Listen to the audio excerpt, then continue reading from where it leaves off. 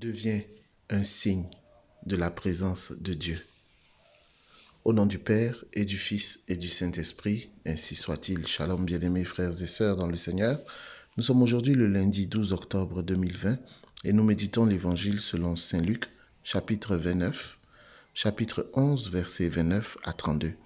Jésus nous dit, en ce temps-là, comme les foules s'amassaient, Jésus se mit à dire, « Cette génération est une génération mauvaise.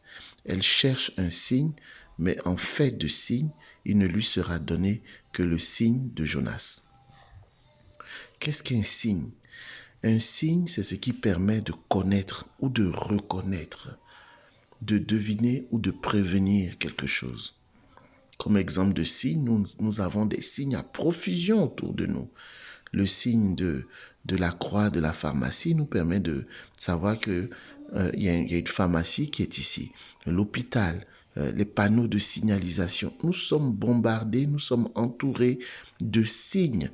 Le signe d'un bureau de poste, le signe d'une entreprise connue, d'une grande surface, des personnes, des employés portent des uniformes qui sont des signes qui permettent de dire que cette personne travaille pour telle entreprise, cette personne est affiliée à telle entreprise, à telle organisation. Il y a des signes à tout endroit, il y a des signes partout. Mais aujourd'hui, le Seigneur nous parle du signe de Jonas.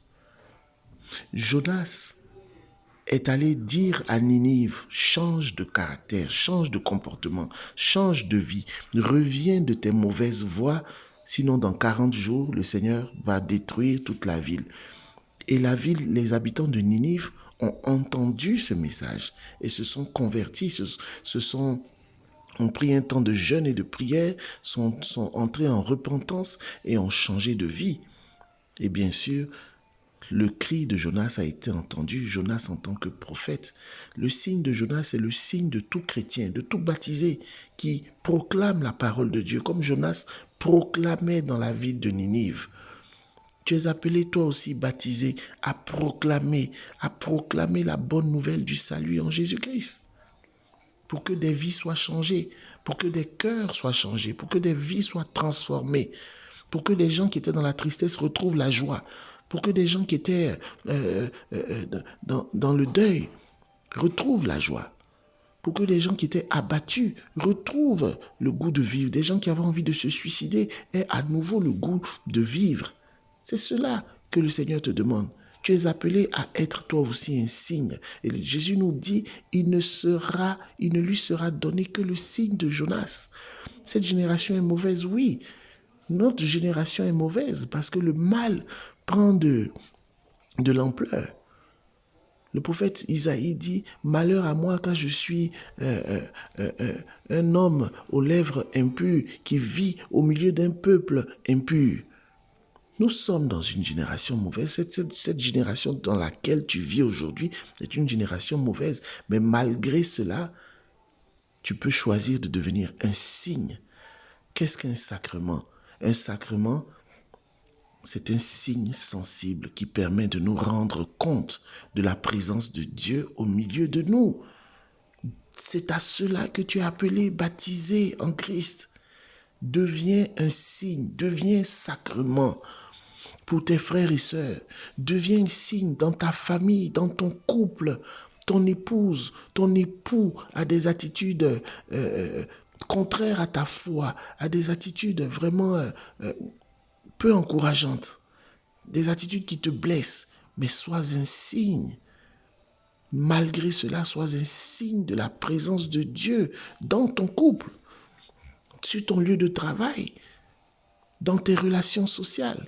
Deviens un signe, deviens un sacrement. Lorsqu'on te voit, que l'on reconnaisse que Dieu est vivant, que Dieu est grand, que Dieu est bon. Et c'est cela aussi. Aujourd'hui, nous fêtons l'action de grâce. Ici, c'est le temps aussi de dire, Seigneur, merci pour tous les signes que tu nous as accordés. Merci pour toutes les grâces que tu nous as accordées. Merci pour ta présence parmi nous. Et le signe par excellence, c'est Jésus-Christ de Nazareth.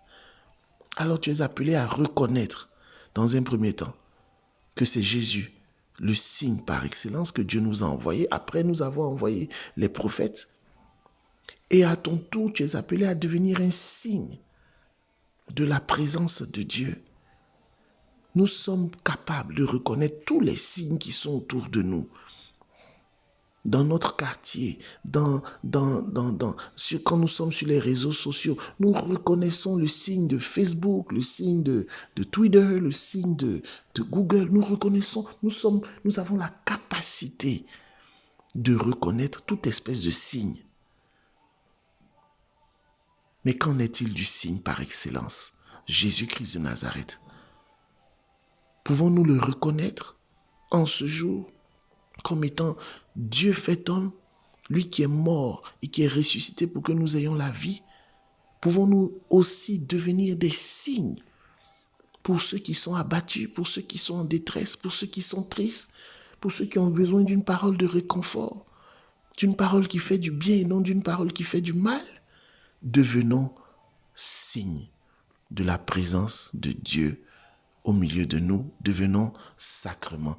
Au nom du Père et du Fils et du Saint-Esprit, ainsi soit-il.